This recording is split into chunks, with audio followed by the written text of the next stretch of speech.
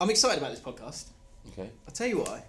Because although, and you might not like this, Steve, but as a West Ham fan, you are a West Ham fan, and me as a QPR fan, I feel like we're closer together than the bulk of the people that we have on the One for the Weekend podcast. Well, how do you work that out? You're not in the same division. You're nowhere near them. Yeah, well, I get that. Right. I know what you're trying know to what say. I I know what he's trying to say. Digging you out, but we ain't QPR. I'm sorry, bro. No, you're not. You lot are in crisis. No, I'm telling you.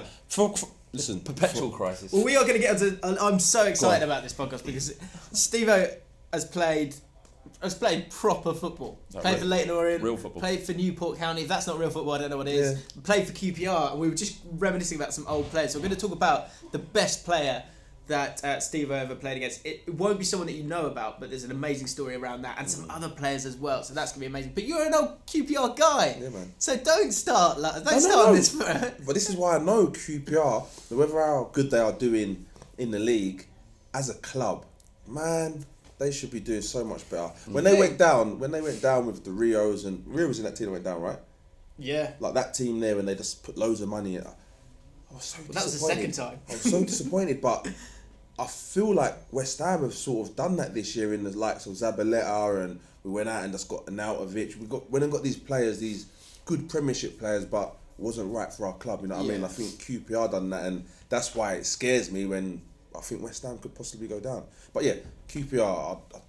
But the reason I like, at least you're closer than the Man United. Stop saying that. Yeah. Why? It doesn't make any sense. It does make sense. You don't understand it. Look, because you've gone. Your ship has sailed. You're now battling it out with those other guys, and you've lost all perspective of real football. Yeah, I'm at a position now where I'm not even bothered if QPR exists anymore. Like that, if QPR So just, you used just, to think. I used to care about other fans and other clubs, but now I don't. You know, we're beyond. You know, like you said, another stratosphere. Spurs, you know, I don't have to worry I don't about think QPR. Spurs are that far. Listen, Like, Spurs were getting that. They was, but they've slowed down. Wow. They've slowed down the last year. I don't know why you didn't go and invest. And the people you did invest in, Llorente, you don't even play him when Harry Kane gets injured. Yeah. So I don't understand. So Spurs was going that way, and they could have gone out and said, you know what, let's go and spend 100 million. Yeah? I'd love that. But they didn't. They don't. It's not that. You are closer to West Ham and QPR. I'm sorry. So what's happening? Why am I not with Tottenham? Yeah. Why are you getting at trying to it? bring it? You're a championship team. He's just started and you're mugging him off. And No, I'm not mugging at. It feels like you're being mugged off. Don't do that, mate. This has gone horribly wrong. Don't do I was that. really hoping there'd be some kind meant of to- kinship I'm meant to between be us. nice. Where were you going with that though? I'm curious. Okay, this is where I was going with that. So, as a QPR fan, very similar to West Ham in terms of the size of the club, there are players that you know are great players because you watch them week in, week out. Mm-hmm. But then you talk to anyone else because they might be a bit smug, a bit arrogant, they might have lost their way, they might not be in touch with football anymore. Naming no names. Well, they go, what? That guy? He's rubbish because he's not at that level. Noble is that player. Thank you. And I have it all the time, especially 2 years ago, he should have been in the England team. Because you get a little Tottenham player, Winks, who I love Winks, he's going to end up, like, we need to be producing more Winks. Yeah, trust me. Just take that. Because he's technically unbelievable, right? So, but nevertheless, he gets straight into the team. Guy at Liverpool, striker, Solanke. He made his full debut played for England before he made his full debut. Yeah. Smalling didn't even play a game before he got into the England team this year. So like, for me, I don't understand why Noble missed out when he played incredible that year. You know what I mean? So Noble's that guy for me that I tell everyone he's a mate. Like, he run like, mate, his legs are starting to go a bit now. Mark will admit that, but he's still got it up there. And that season we had, he reminded me of when we had Scott Parker before Tottenham nicked him from us. Yeah. So is there a player who you've had to say to people probably, that you go, no, he is good. Honestly, he's great. Dembele. There was a couple of seasons ago where he wasn't doing much business. You know, he was. Wasn't doing much business. Yeah, on the pitch, he weren't delivering the peas, and but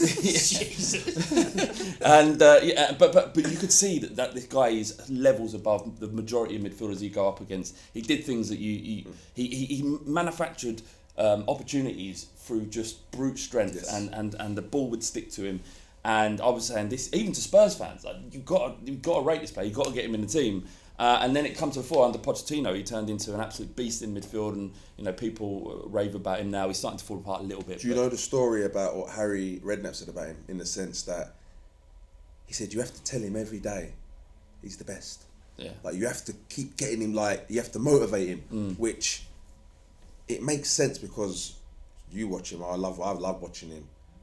Someone that good, like, he's unbelievable. Yeah, he's unbelievable. Probably could score more. But it's like, why ain't he playing for Madrid? Now, there's no disrespect to Tottenham. No, it's funny you say that, right? Because the weirdest motivational tactic that I've ever heard come out of Tottenham was Les Ferdinand put his arm around Dembele. This is just after Modric and Bale had signed for Real Madrid. He put his arm around him and went, you put the effort in, you could be the next one going to Real Madrid. It's like, fucking hell! What are you on about? Les! Where was that? Feed the club. This is something. Yeah. Feed the club. You know what? We've got this special relationship with Real Madrid. Well, you take our players, you take West Ham players, and Was that in like the training grounds? Yeah, apparently this is what came out. Just be a massive Spurs fan, like just mopping up over here again. yeah. What? No, but that's a couple of years ago. Yeah, That's yeah. a couple of years ago. Well, They couldn't say that now. I think Spurs, as I say, it's literally just this little period now. I know Harry's doing well, but getting rid of Walker and who else left Spurs? Walker. Big one this year. Walker I was think Walker was the big one the anyway, main one. and I think it was more the people you didn't bring in for me. But yeah, Walker going, and it made me think, like, you ain't trying to. I mean, we've got this stadium to build, and it's costing £1 billion, which is a lot of money. I mean, that's the entire cost of Man City's transfer activity since the Sheikhs took over. So that's the amount of money. I'd rather them play at White Hart Lane and put that £1 billion into the squad. But White Hart Lane's an amazing stadium. Even though it's only a year, you need to expand, I suppose. You need to expand. But do you? Because what Yeah, exactly. is there? Give me the evidence where moving to a bigger stadium actually results in better performance on the pitch. City. But that's the Sheik. Yeah, true. Is it Sheik or Brighton? Sheik? I think is probably one of the very few. Yeah, Brighton's a good one. But I mean, the Withdean Stadium was, just like Google it. It's like it was horrible. It was so far. It was like the London Stadium, but the capacity's 3,000. That's how I can kind of explain it. Reminds me of Newport County's stadium. Yeah. That was not now. They've done it up now, but before, I hate running track stadiums. Yeah. I hate it. The best thing Man City done was getting rid of that the running track around it. Yeah, it's the death of it, isn't it? That's what I love about Loftus Road. Like, it's so close. It is a great little stadium, that. Last week, the trivia. Go on. Then I was gonna say Loftus Road, but if you would have got to where you was trying to get to, you would have left that. Yeah, That well, was there's the been a lot loft, of talk about us moving, which seems to have calmed down. Yeah. But anyway, last week we asked you these questions. We asked you only 3 players born after the Premier League began, August 1992, have players scored Premier League hat-tricks. The 3 were Raheem Sterling, Harry Kane and Romelu Lukaku. There we go. We only got 2 of them. Only got 2 of them. It's Raheem Sterling. A few people in the comments got it, so well done. And the other one was so there were 12 players. There are 12 players with a surname beginning with Q, right? Yeah. That have played in the Premier League. Only 5 have played that aren't called Quinn. Yeah. Of those 12. Okay. And the 5 were Quasi. Oh, we didn't get Quasi. Yep. Quadro. Quasi or Quashi. Kadru of Middlesbrough, Quaresma, who played a few games for Chelsea. A guy called Quigley, who played in like Scott. 92, 93. No, No, I think it's a different guy. Scott Played Quigley's for Man boxing, City. yeah. And Colin Quainer, who this year played for Huddersfield. Oh, right. I've Right. never heard of him. Yeah, mate. Nah. And there'll be more on Huddersfield later in the podcast. This week, right, this is the question for the comments. And Steve, if you can get any of them off the top of your head, then let us know. Who are the 3 outfield players to play every minute of the season for a Premier League title-winning side? I'm gonna say. Oh, hang on, sorry. 1, 2, 3, 4. I'm gonna say Four. one is Aspilicueta. Correct. Another one I'm gonna say is Kante. Nope. No. Oh. It's one of the Leicester players. It's got to be a Leicester player. Yeah. There is a Leicester player. Who would have played every game? Left back. You've got to the end of the show, Oh, so just shout it out. Yeah. It's halfway Cool. through the Cool. conversation. There That's you go. fine. Let us know in the comments, and we'll reveal the answer next week. That's how you get to Yeah. watch the next week. This podcast is the One for the Weekend podcast. It's brought to you by Fan League. Steve is an ambassador for Fan League. How does that feel to be an My guys. ambassador? I love it. I It's love it. cool, isn't it? Honestly, it's the best thing ever. it's getting a bit mad. I'm a part of your league. He's part of the league. Mental. There's so many people in there. exactly. They're proper into it as well. The Spartans. That's right. Yeah, I get a bit of banter if I do poor week. I love it. It's if I'm being honest, I wish I built the app. No lie, man. I had an idea. I wish I built the app because it's something I've been doing lately. I'm building apps. I've built one. I'm building one at the moment. So I've got a music one. I'm building a family one. Wow. A football one is That's one it, I it's would have completely done next set, year. right? But so the next best thing is being an ambassador of it, and So last week we asked you, we needed your help. We're like 250th in the league rankings. Not good enough for the One for the Weekend league. And Sam Jordan, Tim Hughes and Prabhat Jadhav, welcome.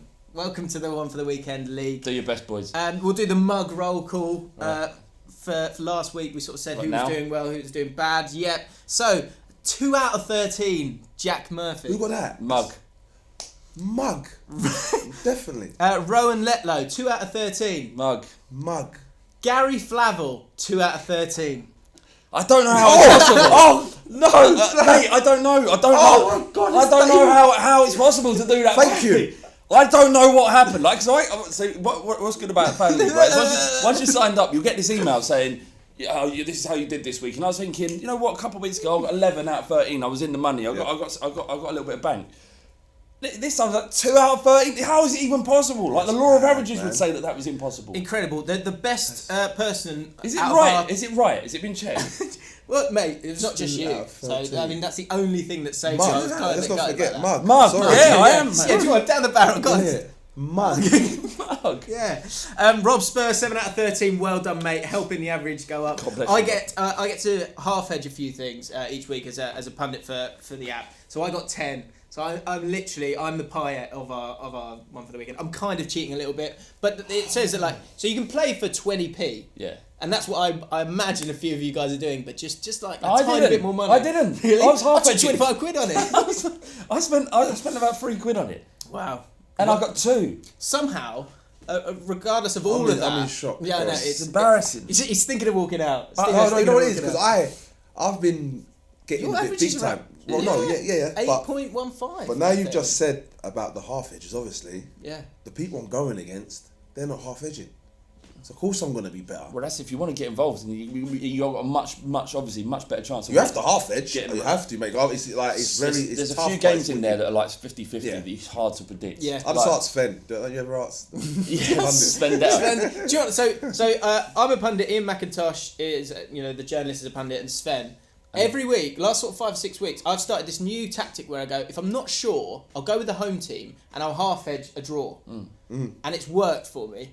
But I cannot beat Sven. Yeah. I cannot beat the guy. know, And McIntosh, I think he's overthinking it, he keeps struggling each week, so I don't know what's going on there. But Well, that's why yeah. Sven's Sven. Yeah. You know? Come He on, knows he knows his his stuff. Yeah.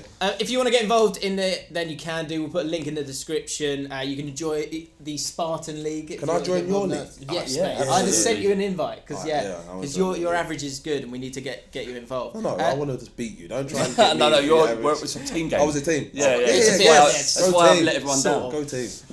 I think it's 10 grand in the prize pot this week. Woo! So considering you pay for 20p, that's not too bad. And the other thing, in terms of you making some decent money off this, mate, 553 people in your tree. So a tree is when you recruit new people to be in your league or whatever. If you do that, if you play and get 2 out of 13, but the guy that you've recruited gets in the money, you get some money as well. Yeah. So there's money coming your way, Yes, mate. I can see it. and It's I'm good. happy with that. Yeah. As my wife, or girlfriend, she wants to be my wife. She's starting to spend a lot. I give her £800 this week. Yeah. For shopping. Right. And I'm thinking it's Christmas shopping. Yeah, like food and that. Yeah. No. I'm thinking it's Christmas shopping. It's 800 quid. Yeah. Why am I? We're not eating £800 worth of food. Well, I didn't think that. But when she says to me, she goes, "We need to talk about Christmas presents." What are you talking about? So I give you £800. You've That been was giving for your money. food. I said, mate, you better get the kids some food. Trust me, you're getting food for Christmas. Then we opened up some turkey sandwich. Wrap up some oranges. Right, so we've got so much cool stuff to talk about. I'm gonna skip to some little bit that I wanted to talk to you about your family, and kind of try to move that towards football. We are going to be talking about David Moyes and where he sort of sits in your mind. We're going to be giving a call to a person and Moyes. giving them a bit of not David Right, Moyes. yeah. We're making that call and saying, So, for example, I'm going to give Fernando Torres a call in a little bit, and we're going to talk. I'm going to give him some advice. So, if I was able to give someone advice ahead of time, we're going to do that phone call. So, Steve is going to reveal who his will be. Those were the days we're coming back. Soldiers lost the battle. Man City versus Spurs. We're going to talk about Pep Guardiola and if he's now proving that he's the best of the lot, and loads more. But the first thing I want to talk about here is because you're talking about the family and stuff like that. I was wondering, is parenting in any way the same as football management? Do the skills of parenting transfer, right?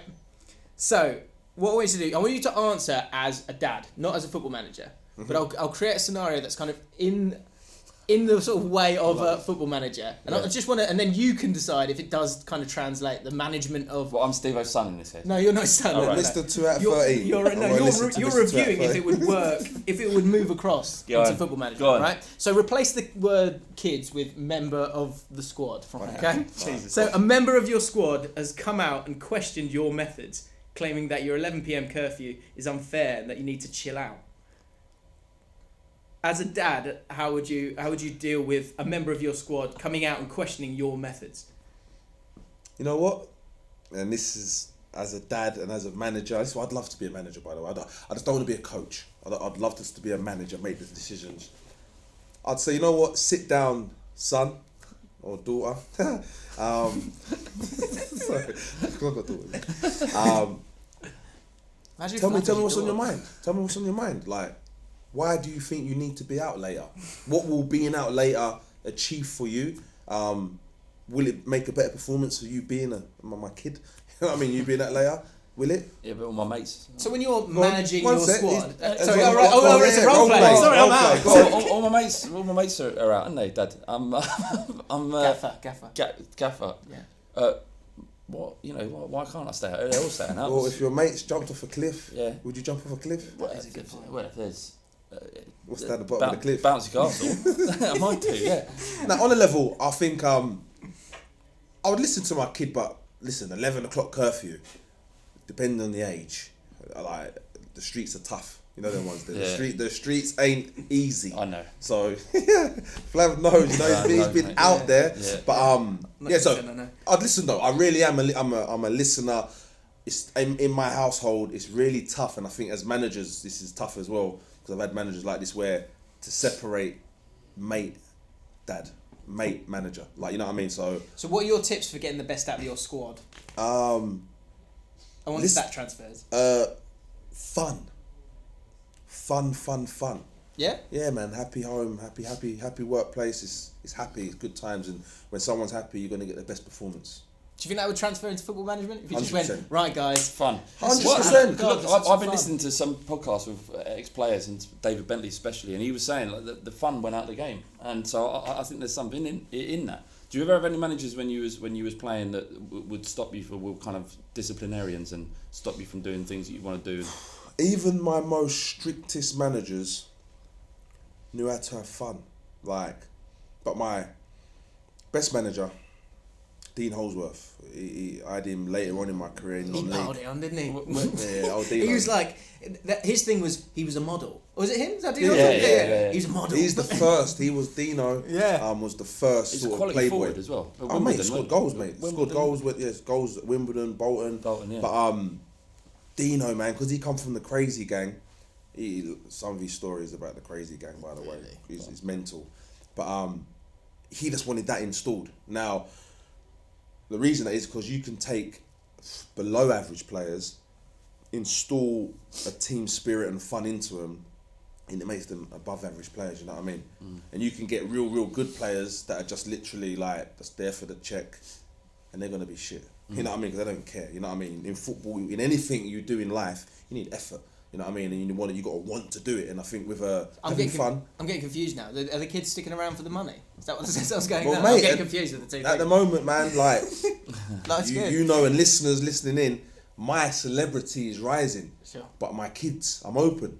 My kids know this as well. So you got my kid, Leah, she's spending £22 on flipping lip gloss.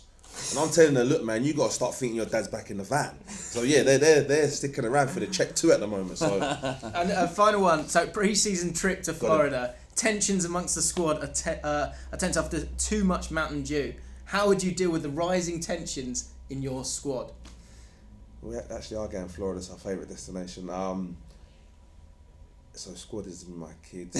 Sorry, this is quite confusing. Yeah, it's quite very confusing. But it's all, I got you. I'm like this. I would beat them with the belt.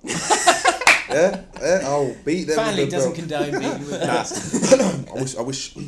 I wish I could, but we can't because we're not allowed nowadays. I wish they'd have stopped that when my parents were. Trust me, could have brought that rule in early. Cheers, mum. But yeah, no. Again, man, you know what? I am a listener, but I tell you like why I can listen. I can listen to my kids and my squad because from early on, first day of pre-season when I got the job, I said to my squad, don't fuck with me. Yes. So when I look at them, yeah, they know what go on. They know. Listen, yeah, Gaff is not on it. There's a line. Yeah. Trust me, and my kids are good. My kids are good, and I'd like to think that as a manager, I'd have a good squad, man. That is a great one in terms of the transfer between, especially if you're being in terms of parenting or managing a football team. That it needs to be very clear when you switch. Yeah. And you can't switch too often, can you? No. There's that moment. I've told you about this. My dad was so calm, right? But then once he went, and it wasn't even loud. He'd just grab your arm and go, "You're gonna behave yourself now." What? Yeah, Are you no. gonna behave yourself? We love our parents, by the way. We do love our parents so much. I love my dad, but he once made me go to parents' evening in my school uniform.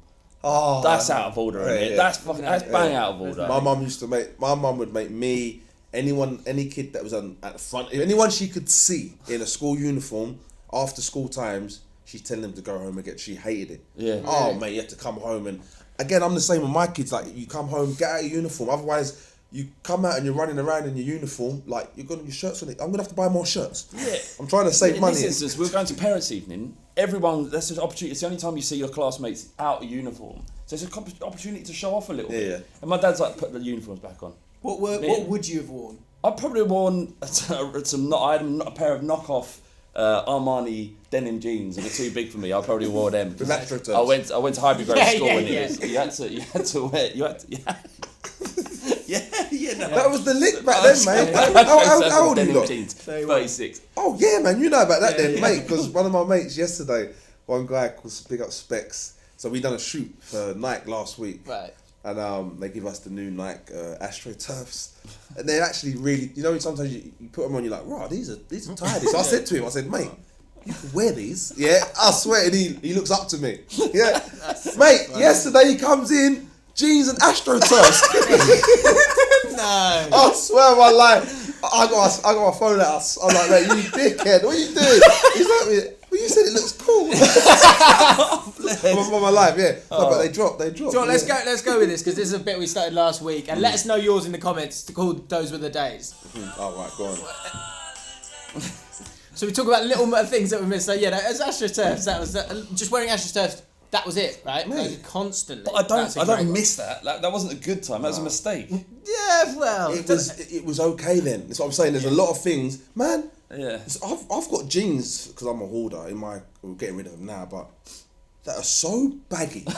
Did you? No, hang on though, because that's coming back. Well, this is It's what on I'm. the way. I'm going to be gutted soon if they do, because they're expensive baggy jeans. I'm telling you, like so. But back then it was in. Yeah. It was in then, so we can't knock it. What make are they? What make are they? With the jeans, the baggy jeans. Yeah. Bloody hell. It's like G-Star Raw. No, mate. I tell you what, these were about if something like that. It was one of these. Stussy. It was one of these. What that? Stussy. No, not Stussy. Yeah, what? No, Carl Carney. And all that spliffy and all that. Yeah. He's gone way back. No, it weren't that. I haven't hoarded from that time. These were like some expensive jeans that I got, and I was meant to go and get them a bit tailored because I've got big thighs and I've always had to tailor jeans and that. Never did, mate, and they were still there. But if they do come back round, then I'm back in. Staying on the football route, those were the days. R9 boots. Do you remember them? I do remember them. Overrated. Really? Yeah, Shut don't like up. them. Well, Don't like them. No, They're he's like right. they're considered like in the top 5 boots ever made, and I had AstroTurf better looking than them. I tell you what, They were I so couldn't. This is my thing. I've got wide. Man, it's been horrible for me. Like to buy Weird clothes and yeah. So I've got big thighs, wide feet, big calf. So with them, I was boot washing. I used to clean boots for a guy called Isden Christie at Orient. I think his son might play now for Coventry, Christie. I think that might be his son or whatever. Anyway, but Isden, so I was in the team and Isden weren't even in the team, but I had to wash his boots. So for Christmas, he was at Mansfield, legend. Yeah. He love your football. It's too much. It's like football manager. Listen, when you've played football manager, No, QPR are in Division 2. So haven't we played against? I had that one with a guy called Owen Archdeacon who played for Blackpool. What a face! Burnley, but he's like you say, football manager. I had him Tonton Makuku's. Isden, so then he, for Christmas, tight bastard. Instead of giving me money, he gave me a pair of these, but they were size 7. I was a 9. Absolute waste of time. No, they weren't. But I had to wear them, didn't I? I had to show the boys I had these R9s, right. the black ones with the red stripe. Yeah. Man, it literally to this day now, and I promise you, no lie, I cut my toenails last night, and I said to Emma, my feet are finally back, because from then till now, until I've been taking these tablets, for my fungal infection on my toes. I'm sorry, TMI, but I don't care. This is a unique podcast for us. This is different. I like it. Literally, it come from them Isden Christie R9 boots, and it's literally my nails have just finally grown nice and straight, not bruised. So I used to tell everyone, it was like, your feet. My God, I played footballer feet. You know what I mean? But from them boots. They're 2 sizes too small. Yeah, trust me. But great boots. But you're right. They're overrated. Good boots though. Because R9. Yeah. Also on this week's Those Were the Days, Kevin Keegan's little face. What? I was thinking, what were nice things that make me feel warm. Kevin Keegan, when he even at Man City, at Newcastle, England. He didn't work, but I loved his little face. Let's take it back to 1978. Kevin Keegan got World Player of the Year. He then releases a love song. Why not? Mate, it was amazing. It had all the lights, like stars in their eyes, all the smoke, and the lights were flickering up on him. But I'm just thinking, it was like, they literally done that, this little curly hair.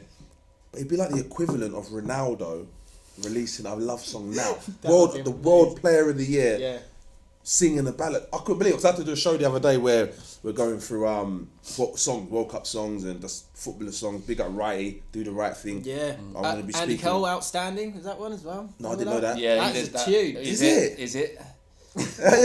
Right. They shouldn't be allowed. I know you. Righty's was good. Oh, bro, no. Nah. Tottenham fan. No, Tottenham fan. I don't respect, care. no I respect. don't care. No, you're not having it. No. Still wearing the same hats now. Yeah. Big up Keegan. Yeah. Big up Keegan. Do you know what? Diamond Lights by Glenn Hoddle and Chris Waddle duet.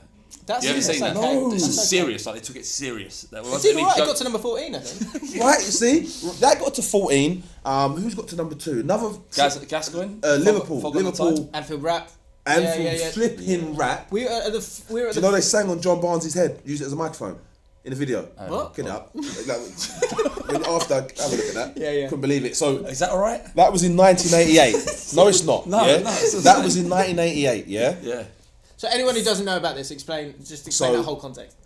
Liverpool FC done a music video in 1988 before the new world, before John Barnes done that rap. He rapped before. I had the whole team, right? There was a part of the video where you see this thing at the bottom of the screen, but I know what it is because I've got the same fucking thing. Yeah, I know what that is. Yeah, you can't fool me. Yeah, it's John Barnes' head. They're rapping into it. The two Scousers. Yeah, and all that. Yeah, serious? on my life, mate, I couldn't believe it, and that got to number 2. I heard. But anyway, that was in 1988. How do I not know about that? Through the 90s, I mean, maybe they tried to bury it. I had to run away from kids trying to fucking rap in my head. Yeah, and I didn't know why. Until last week. Until I see John Barnes letting them motherfuckers do it to him. I didn't know why. That's not right. And Barnsley's the biggest advocate of fucking, sorry to keep swearing, It's all right. fan league, I No love problem. you.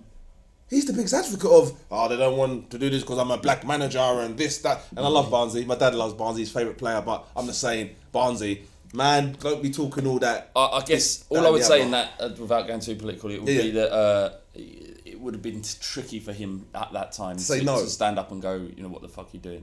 No, man, he probably suggested it. You know why I know that? Because I'm the black guy that would suggest it to. Trust me. You know what I mean? But not back then. You know what I mean? And he I don't know. Listen, it's not that serious. I'll be Yeah, honest yeah, with you. yeah. But it just shocks me that Barnsley, of all people, that uses the whole thing, was letting that happen then. So maybe you learnt a lot in the decades. Regular David Beckham hairstyle changes. He's given up on that. Do you remember like every 2 months? I'm not saying it's a good thing. He's getting old. Like maybe that's he's it. getting old, man. You get to an age where You can't change. like I've got 2 more years left of dancing in my corridor, and that before I'm the old guy dancing in his corridor, and I'm possibly the old guy dancing in his corridor now, but I'm cool. You're getting away with it. Yeah. I had a similar sort of epiphany when I went to Brighton to see my brother who was studying down there, and I was with my missus, and we was in a nightclub, and I looked around, and there were children around, like full blown children. They should be in bed, and I was like looking around, I was like, this is ridiculous. I'm too old for this. I'm the old uncle. Yeah. I'm the old weird geezer in the club. So they shouldn't be there. Like, I'm the old weird geezer. Yeah, but I didn't realise it until that moment. I was like, we got to get out of here. We got to get out of here immediately. And final one this week, Fabrizio Ravanelli. Jeez. Do you remember that guy? Of course. Over his head. Yeah, first Who guy. started that whole Started craze. that, mate. And that was another one I had written down, was that the freedom to celebrate how you wanted, that has gone. Do you know what's happened now? Everyone's just doing a bloody knee slide. Yeah. There's no... There was like masks and things like, all that. No, there's nothing wrong with that. Because all the Tottenham players do it. You see this guy? Son, this geezer Son, the happiest footballer on earth. He's got one of these weird handshakes for every single person. But fair play if he's happy. Any other football team had that going on, you'd be going mad at it. No, I wouldn't. Man United did it, or they do as it goes. Lingard and that. Oh God. Let's talk about your professional career. It's a short one, But still, mate, just about, I set out. Did you play? No. Oh. I know I did. That's what I was trying trying to get perspective. Football at any level. The fact that you've played professional football is incredible, man. Man, cool. I set out anything I set out to do, and I'm not saying this to be big-headed, because I fouled out a lot. But what I set out to do, I usually do get, and then my problem was always, like, because I got it easy. At football. I can remember I was 11 years old. I had my friend called Ricky Deere. He was this kid from the block, but his nanny Bet. She see her the other day. She was in the bookies having a bet, no lie. I thought her name was Betty. No, I swear down. Anyway, but she was like the best nan ever. I wanted a white nan. I ain't gonna lie to you. She raised the bar for nans, because my nans was in the cakes and crumpets, right? Big up my nan, love you. But yeah, Nanny Bet took me to watch Ricky play football. The ball come off the pitch. My little black ass sprinted across the pitch, and I'm quick. They were like, "Whoa!" Was it like Forrest Gump? Mate, I'm telling ya. They said, "Look, come train." I trained. I could not. What team was this? Sorry, this is Enfield Rangers. This is a Sunday League team, but it was a good one. How old are you, in Middlesex. I'm 11 years old. Right. Hadn't played football before that, right? Wow. Then went and trained. Couldn't trap a bag of cement, but I'm a quick learner. I really am a quick learner. That's my gift. I think I've been natural gift is just I pick up things quick, and once I like something, I wanna become the best. So literally by the time I was 13, I was at Queen's Park Rangers. Yeah, man. 11. Then I got into the school team, scraped it because I had a fight with another player, Bradley Paul.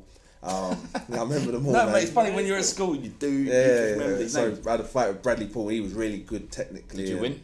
I was the toughest, mate. His fighting was good technically. No. As a footballer, he was good technically. Listen, I'm still a swingers, mate. Trust me. Anyway, different story. So got just scraped into team. Done that. Then through that, Mr. Cook. So I'm talking to you off air about just having someone that likes you. Like, it's all about opinions. Football. A lot of things about opinions. Mr. Cook liked me, and he put me forward to the borough team. So I've gone to the borough team. It's like, well, a few of these guys I know from the Sunday League thing. These are the good players in the borough. Scraped in that as a right midfielder. Like, by now I don't even got a position, and started doing well with that. The following year I got into the county team. Like, got sent to the county trials. That's when I thought, okay, because when I went there, I was the only player that wasn't at a pro team. Every single player was at a pro team. My mate, who's now my best friend, two of my best friends, Chris Heron, David Watley, was at QPR. Like, them lot was always there doing their thing, and they'd talk about the players, and they'd go on a weekend and play, and you'd hear Mate, I went to this Middlesex and I ended up getting man of the match. I scored a screamer. Ball's come over on the right wing, bounced, volleyed it. Had my green Lotto boots on. Big up Lotto boots, by the way. That's where they started the colours. Black with the green. Yes. Oh, nice. No, mine were green. Green. Oh, wow. Yes, that's when they started bringing out the colour boots, right? And you had to. Them days you had to be a player. Yeah, you couldn't not be a player. I right? think still to this day that's still. That's how it should be. But now you wear white boots. Now everyone's a player now. Anyway, but so got into that count, and then from that moment there, after that county game, and I played a few, I was just picking. I was so learning. Colton Cole was in that team. A few of us was good players in that team, and kept Colton out the team. Colton, I tell him this every time I see him. I'm really a defender. By now I'm playing defence, and for Enfield Rangers. Centre back that moved me from. I was so poor technically that I just had to keep moving me in. When I was in midfield, I was a good midfielder because I could run all day. Yeah. But I was like one of them African not players. No disrespect, like literally they like Kante. I could just run all day. Again, passing wasn't great. So they moved me into defence, and that's when it was just. I used a bit of what I had learned and. I was so many stories of that, the players that have played up front and then moved back, like 100%. Ashley Cole, I think, was a centre forward. Well, because you usually find like at Sunday League level, they just say, "Oh, he's quick. Let's put him up top. Let's put him as an attack." But the higher you go, they think, "Okay, they say find your position." And I love football. I read the game. You know what I mean? But anyway, county team. From that floodgates open, every team in London called me, and it was a choice. I was getting them coming to my Sunday League games, and you didn't know who was a scout, I thought one guy who I thought was my uncle Beres. It was the QPR scout, so I'm coming up to him, acting up with my mum's there, and she knows because my uncle Justin Cochran, he was at QPR at the time, so he sent him down to watch me.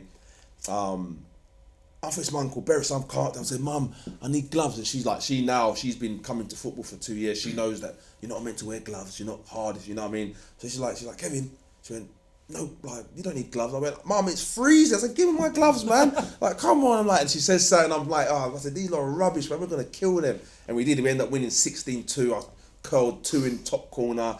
Another head. Yes, one. I run the length of the pitch. Like I done bits, and the Tottenham scout was there. And he comes up to my mum, the QPR scout, who he doesn't know is the QPR scout, invites me to training with Tottenham on the Monday. And I'm like, yeah. And then the QPR scout says, "Kevin," he goes, "I'm Roger, Queen's Park Rangers scout."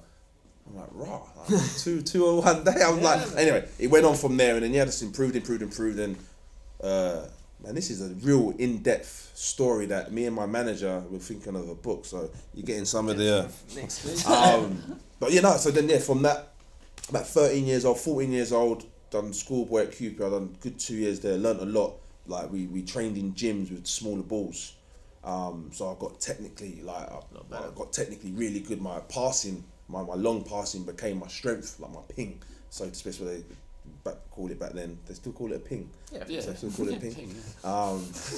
Why not? Bit like the game. But my ping was ridiculous. That's when the Adidas Predators, the second pair, like the one with a nice tongue of big white stripes. That's when them ones. I begged my mum, 120 quid. She got them for me. Big up my mum because she become a real soccer. She that's how she knows football now. She like from studying it with me because I had to learn and like because I was really trying to study the game like to catch up with the kids because they didn't have my pace, they didn't have my strength. They didn't have my knowledge. Man was banging out Football Manager them times there, Championship Manager. Tactically aware. So I just needed to learn the game. You like last 5 minutes of the game, you're losing 2-1. All out attack! Long ball!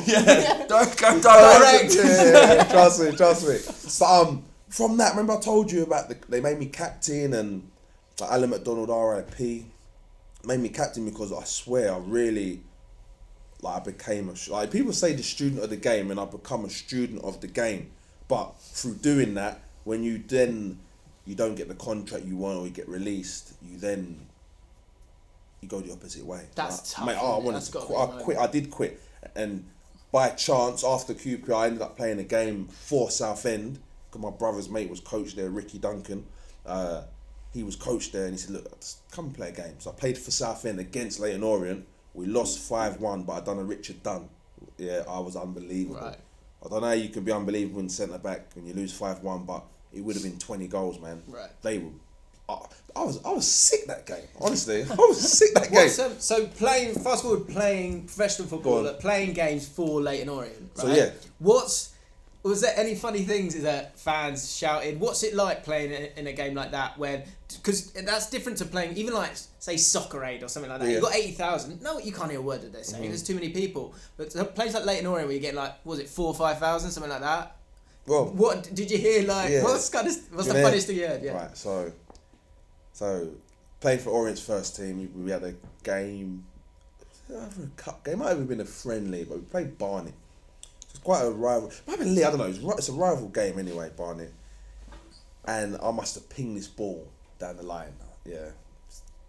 It was more than that because they used to do channel balls. Yeah. I'm picking you out. I'm picking space with backspin on it. Yeah, word to Paul Scholes, yeah.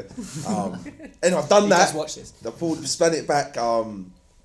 Tatey, one guy, Chris Tate, love red wine. He runs onto it, yeah. Honestly, love red wine. Right. Smell it all the time. Just gave that out. He bangs it in. I hear, yeah, Stevo. So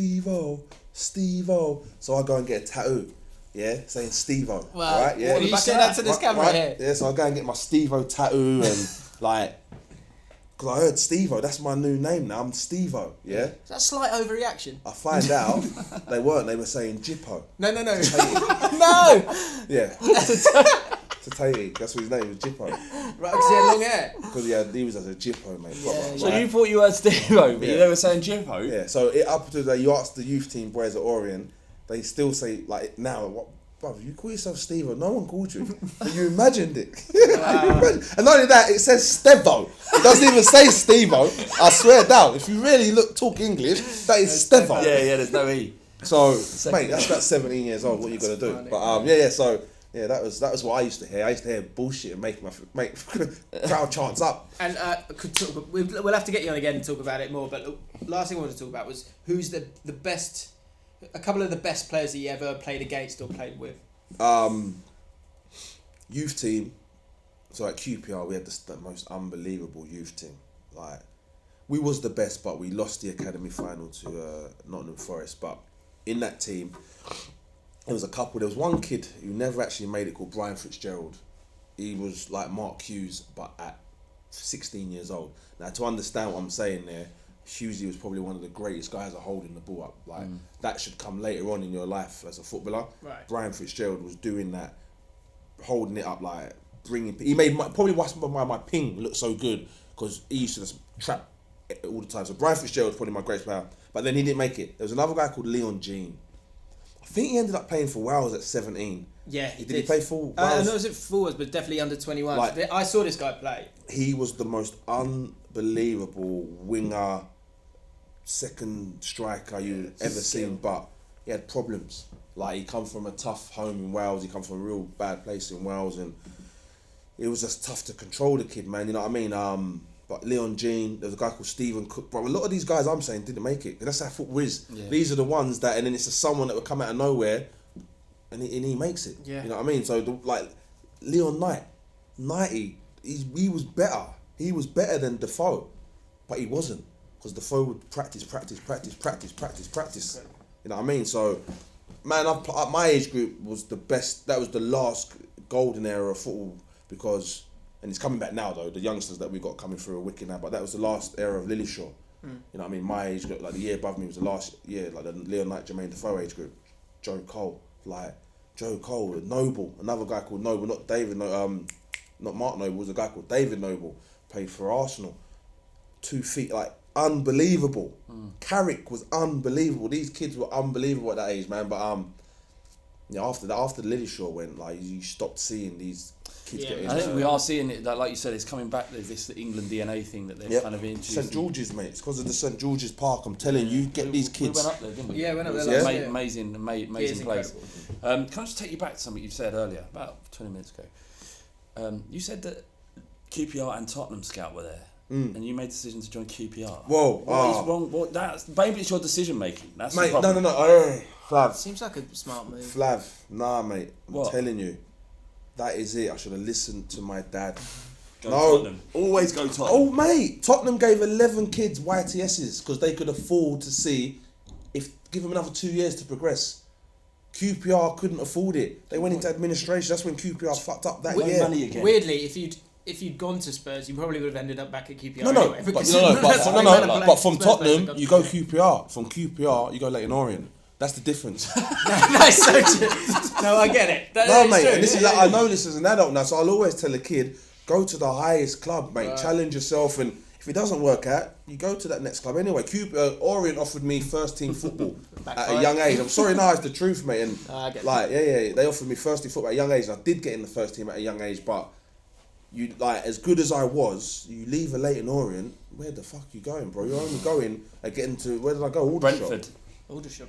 Even Brentford are better than us. Oh, Brentford are doing all right now, though. Yeah, they are. Yeah, Brentford are doing all right now. Let's talk about the biggest game of the weekend. Man City versus Spurs. Man City has just been completely unstoppable. Watergate and all that stuff's happened. I'm sure that's When been it and gone milk now. gate. Yeah, well, it's changed. There's been a Oh, lot is of it changed? people can't Who decide Who the on what hell it in should the be. Man City dressing room drinks milk?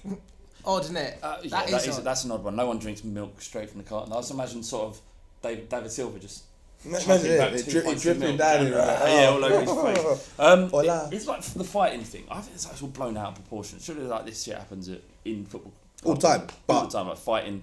when it happens with someone like Mourinho, who's a bitch, Yeah. it gets out. Like this, that simple. Like Mourinho, so Mourinho is that guy that slid along the touchline in front of Alex Ferguson, one of the greatest ever people in football, manager, player, whatever, greatest ever. Not right? only that, what was it? Inter Milan, Barcelona. I don't know if it was Guardiola who was there. No, Real Madrid, Barcelona. What when he was the walks one on when the he pitch. ran across? Yeah, It in was front. Inter Barcelona. I was in that. Champions Was League, in wasn't that. It was against Guardiola. Yeah, and he was pointing yeah. up, and you got what's his name? Valdez. Yes. Grabbing him, going like, and he's like, no. Yes, no. right. He's So such this is the Mourinho that we've painted this picture that now goes to Man City's dressing room, says, "Can you turn the noise down?" Yeah.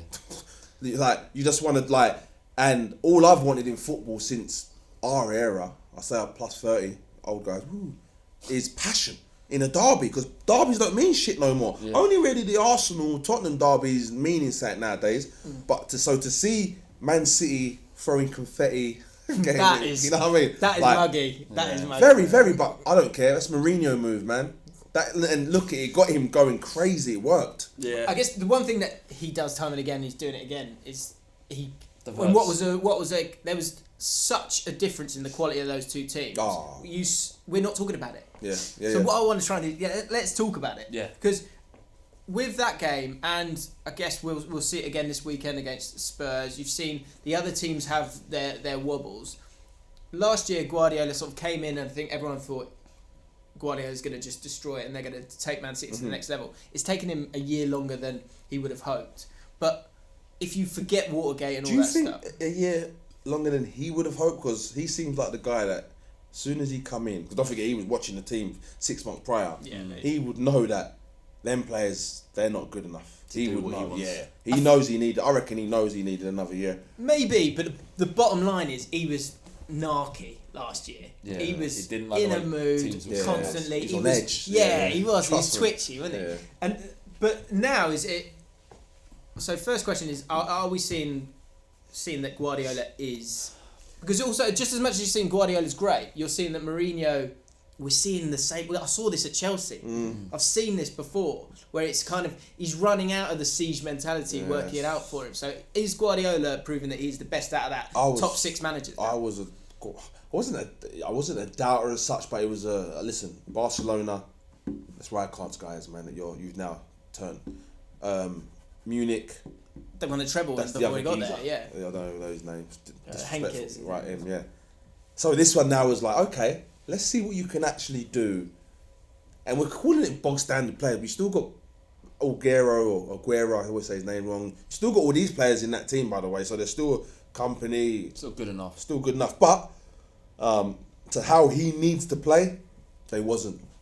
And as I criticised him, but he's now showing me, because there was a part of the game the other day when Rashford or Lingard is running towards goal, but he's a bit out to the wing. Walker gets in front of him, sheer pace, but he's now on top of the keeper. He fires it back to the keeper.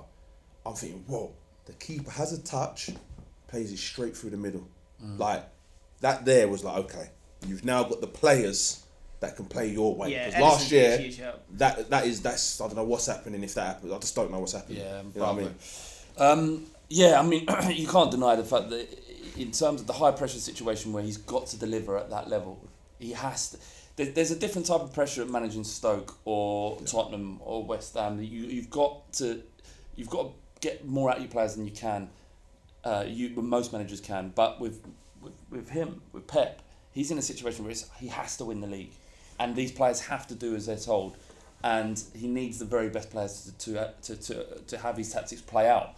That said, he does have everything at his disposal. That's what I was going to say. Like, does the amount of money, Yes, and all that stature, does that kind of make it a bit void? Does it? Or not totally, but how much does it take away as a percentage? My opinion is there will always be doubts about it. Like, go and do it. Like, after you've done this, like, you proved it. We know what you've done with Barcelona. You know what you've done in Bayern Munich. You've won the European Cup and League with Man City, which you probably will. Right now, actually do something else. So go to maybe like a Liverpool or Tottenham. Lower. And then what? Win a league? West Brom. Go and win a league with West Brom. And then I will bow down. I'll do anything you want. And even just... The one thing he might have with that if he went there, because that's one thing I love about Diego Maradona, is he went to Napoli and took a team that never won it and did it. Well, that's what I love about Jamie Vardy. He went to Leicester. Took Leicester to places. Slightly different. You know what though? I think with that Pep thing, if he goes to West Brom again, unless they get a treasure chest, you know why it will never work? Because the way he has to play, he needs the players of the highest caliber. Yeah. That's the only way the Pep way works, because you're now telling players to switch on at their maximum attacking as well as switch on at their maximum defending, because take a look at his team. They're the best defensively. Like, it's funny as a team. Pochettino. The story goes that when Pochettino come in, he got rid of Cabal, but he also got rid of Michael Dawson. And Dawson was loved at Spurs, absolutely loved. And the story goes that he wasn't able to grasp what Pochettino needed from his centre back, so he let him go, despite being like I think he was a club captain at the time. Yeah. Wow. And you know, and it's the same with Pep. He's I don't know if he simplifies what he's doing to a point where anyone can understand, but he certainly works with best players. And when you hear this stuff with managers, I trust him. Like, it doesn't mean much to him, but he trusts him to be able to play out the tactics on the pitch. So, of those top 6 teams, rank the managers in order. So you've got Klopp, Jose, Poch, Pep, Arsene Wenger, and Antonio Conte. Who is the worst out of those? Let's do it that way. Who's the worst out of those? The 6 least managers? good. The least goodest. The worst, as they say. And now, are we talking manager as what a manager is? Because this nowadays they've got coach. I guess it's just their abilities as a head coach or manager. The ability to get the job done. Yeah. Okay. I mean, it's hard for. Because I'm putting Wenger at the bottom then now. He hasn't got the job done. In frigging years. He is the worst out of those managers. That's what I'm saying. Like, if we're talking about running today. If we're talking about running Wenger's the best at running a club and all of that, and he's done a lot. He's the guy, bro. You can't disrespect Arsene, but I don't know if he's running the club though, is he? Maybe, I don't he know. used to. That's what I'm saying. What's going on now? Yeah, He's certainly influential. He's very influential. Slowly phasing him out. It's a bit like Mark Lawrenson on BBC. You got to give us parameters here. Go on, do your picks on Football Focus. No, they're not gone yet, but they're just moving him because he's rubbish. There's got to be some parameters. You're talking about in terms of who you'd want managing a football club. The job done today. Getting the job done. Could explain it though. I mean, that's quite succinct. Wenger above Arsenal, above Tottenham in the league. So how can I put Pochettino above? Safeguarding yourself because you're worried about the comments. I get that, Flav, but maybe I ain't worried about Poch right up there, man. Just gently get your testicles out. Because look what he give done. Us an answer. Look what he done at Southampton with these players, and he's now again making like you give him the chess Pep gets, he could be better. Whoa. Bro, because he gets... So we're saying Pochettino number 1? No, I'm not saying that. I'm not saying that, but I'm saying... Let's go this way round because I think it's so hard to do just to like reel him off like that. But so Wenger at the bottom for me. Yeah, Wenger at the bottom. Right. All right. Then who's next? Klopp, easily. And Wow, I'm saying... both you know why? Only because at the moment I can see what Klopp is trying to achieve with his team. With Arsene Wenger, I don't even know what's going on no more with him, mate. That's why he's there. Yeah. Before I used to know. I knew exactly what Arsene Wenger was doing. It was bang, bang, short football. Now, I don't know. The identity's gone. Yeah. So it's Arsene Wenger, Klopp, Conte. One thing I was saying with Poch Klopp, above Conte as well. This is amazing. I think Klopp Poch is sick, bro. I think Klopp and Poch are really, really close. Because one thing I see most times I watch Liverpool is they're 2 defenders away from being unbelievable. Their problem, and maybe a goal. Their problem isn't to do with personnel; it's to do with the way Klopp sets. Oh, spud me, please, Flav. Right? No. Because, bro, you're in that Liverpool defence, and as a defender, right? I know this. You got Marino making mistakes. You got this guy making mistakes. This guy making mistakes. The keeper making mistakes. Like, they're not getting worked on as a unit. You go back to now, Jules Graham. He's just every single day unit. That's when you can get a player like Nigel Winterburn, who's not even great. Did he even play for England? Not many times. No, you know what I mean? No. Lee Dixon didn't play for England many times. 12 caps. Then man, Keown ended up becoming in England because he adapted. Yeah. You know what I mean? But so now you put that with the Liverpool team. These guys, they're not getting coached as defensive unit. They're not getting. They're not. A big part of that is. I think a big part of it is personnel for me because it's individual errors. Yeah, it definitely is, but it's because that comes with not just like you just don't know your players. Like they're not go and pick a back 4, whatever, back 3, whatever it is. Keep that team, keep them players, let them learn, make them go out to dinner together. That's what I'm saying. These are the little tricks that you hear coaches do. They'll go and make their back 4 do a book club together. You lot do a book club every week or a movie club. I'd love to fly. Trust me, you know what I mean. Like so. What book's that? And then not only that, another thing could be the keeper. If you haven't got a keeper behind you trust, look at Arsenal's defence improved when Petr Cech come. Then the rest of the team got shit, you know what I mean? So, like...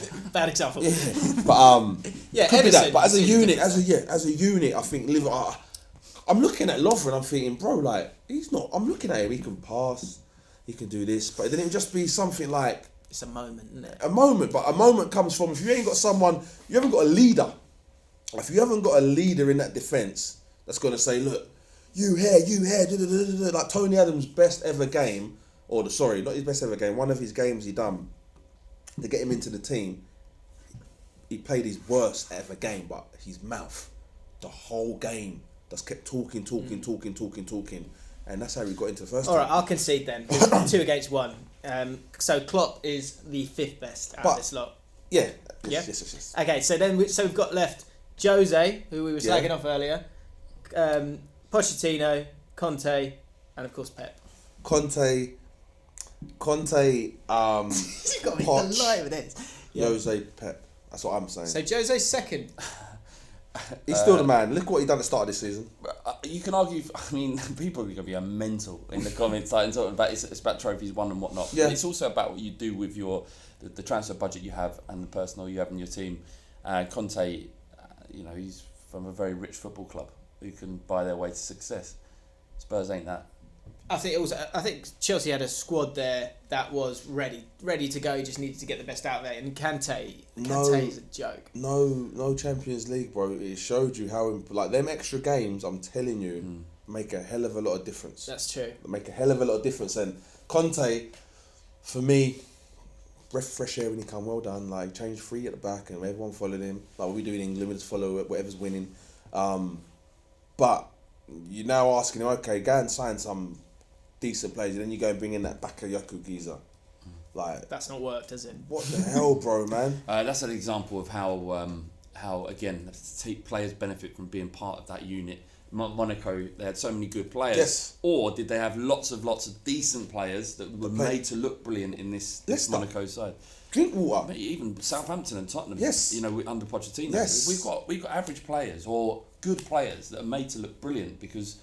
You lot nearly bought Rodriguez from Southampton because Rodriguez, that's right. Lovren went for 20 million because of his form under Pochettino. Who else? They all went, didn't they? That team, bloody hell, Klein, Klein, keeper. Keeper. None of them. So how long have we been going now? Not quite a while, though. 59 minutes. Okay, right. So because I want to do Soldiers Lost in Battle, and then Steve, we'll have to get you on again, mate, because it's just been a bit too easy to chat. I don't do so that is. Let us know in the comments. We've gone for they've gone for. Pep, then Jose, then Conte, then Poch, then Klopp, then Wenger. That's going to go down a storm. Let us know yours in the comments. And by the way, they're all great. Come on, we've had to pick an order out of good great managers, Safeguarding. man. There's no tracking now, Steve. You're putting Wenger in the bin. That's what I'm going. Get in the bin. Okay, Soldiers Lost in Battle time. All right, do your intro, bro. Steve, this is an important part of the podcast, the most important part of the podcast, because football's, it brings a lot of people together, but sometimes circumstances exist where it divides people and upsets people and forces them into situations they don't want to be in. Okay, so imagine your greatest football match you've ever been to. Think about it. Yeah. And then imagine a girlfriend stopping you from going. You would be a soldier lost in battle. Okay. Bit of a different one this week because I've got one that's. It's difficult to read because it gets so emotional because people shouldn't have to miss the football. But then there's another one that's quite uplifting. So I'm going to read out both this week. Here we go.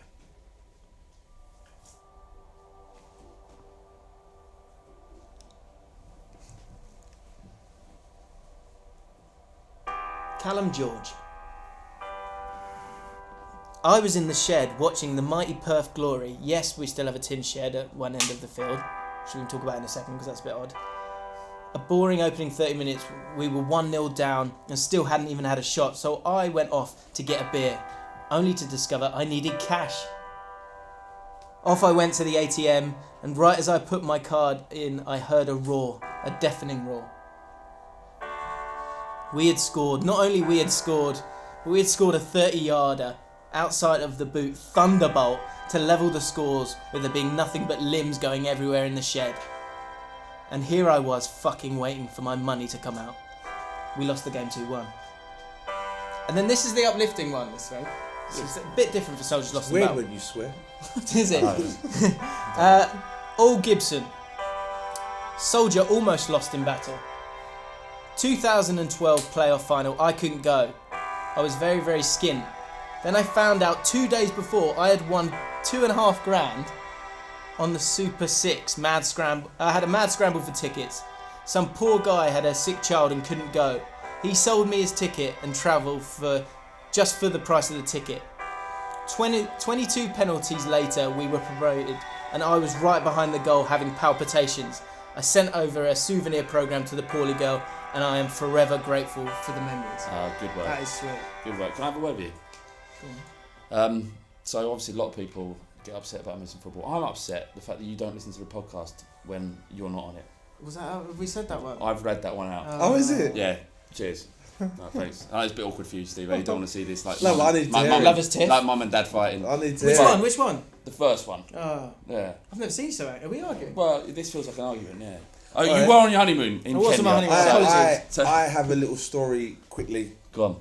I didn't lose battle or whatever, but it's sort of. So as you know, I Snapchat everything. So 2 seasons ago, we played Arsenal.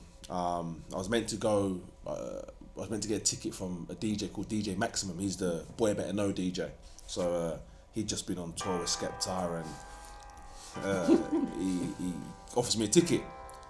So I'm waiting for him where he told me to meet him. Max don't turn up. Yep, he's had a heavy night, right? So now I'm struggling. Literally 10 minutes till kick off. I don't know what to do. So I get on my Snap, I'm saying it. I end up getting a ticket, but it's sitting on my own. I've never gone to a football game sitting on my own with people I don't know. Never done it, right? So I ended up in the chicken run. That's like the best place you could sit at Upton Park. Below us was the Arsenal fans. Cut a long story short, I ended up having the best game of my life. Yeah, I'm cuddling people I don't know. I think I kissed this bald white geezer, yeah? We was 1-0 down, then we went... Or we was 1-0 down, or 2-0 down, then we got it to 3-2, then it was 3-3, but I filmed all of this on my Snapchat. But at the stadium, they don't get loaded. Right. Right, because it's the Right, so I'm thinking, but I've now captured every emotion of us going 2-0 down, getting 3-2, disallowed goals, us giving it to the art. I've captured everything, yeah? I get out, the story wiped. No. Honestly. But, honestly, it's not that bad because, 1, it was the greatest game I'd ever been to, and 2, we then played Tottenham later on in that season, it was another game, and I captured everything again right next to the Tottenham fans. Saved that story, but we lost 3-2 in the end, and that went viral. So I caught another moment. Wasn't sure it wasn't the 4-2 one, 4-3 with Stalteri who scored in the last minute. No, that wasn't there. Sure, Snapchat, not that one. That game was heartbreaking. Yeah. Him running through that little Canadian. Yeah. Anyway, Must have been tough. yeah, that was That tough. little Canadian. But full stop. in 13 games, or 11 games, we've taken 7. Or Against Spurs. So Yeah, you mentioned so good results. I'm still happy. Yeah, I've got to say I enjoy our rivalry. I enjoy our West Ham Spurs' rivalry more than Spurs Arsenal. It's not even a rivalry with Arsenal really. It's just pathetic. Absolute So nonsense. if Arsenal fans are idiots. That's what I would say. Did you see Santan Dave? You know the Rapper. MC, yeah, Santan Dave. He went in on Arsenal fans. Like he said, they're the worst human beings on the planet. It was on Twitter out of nowhere. I don't know what prompted it. Maybe He's it's very their reaction emotional. to That drawing kid against Southampton. He's an emotional kid. I like him. Yeah, he's an incredible MT. We're gonna have to wrap it up there, which I'm devastated about because we've got we had the phone call thing we were gonna do. I wanted to hear about David it's gone on Moyes. long enough. We'll have to get you on again, mate. It was my little football star. Went Oh, from mate, No, it's it's fine, great. though, mate. First It's so kick to good, goal. mate. Thank you for coming on. No worries.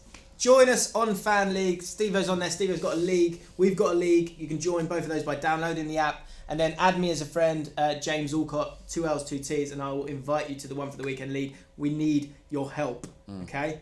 Stevo, where can they find you if they don't know where you are?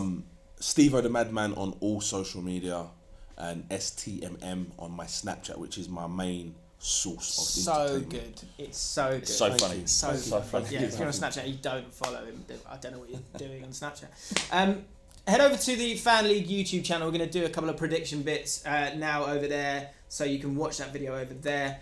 Subscribe to Ball Street. Download us on the podcast on iTunes. Hit that like button. Let us know your thoughts, and we'll see you next week. Download the app and join today.